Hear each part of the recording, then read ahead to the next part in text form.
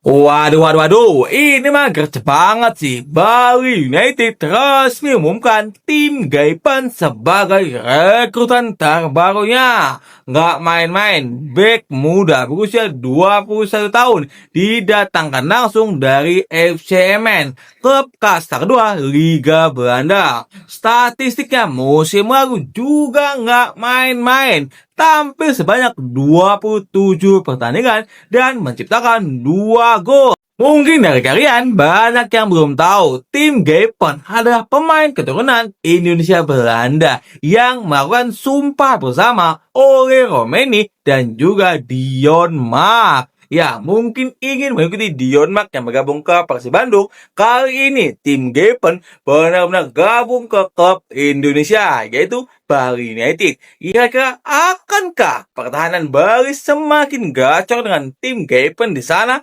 Benar-benar sangat menarik untuk nantikan.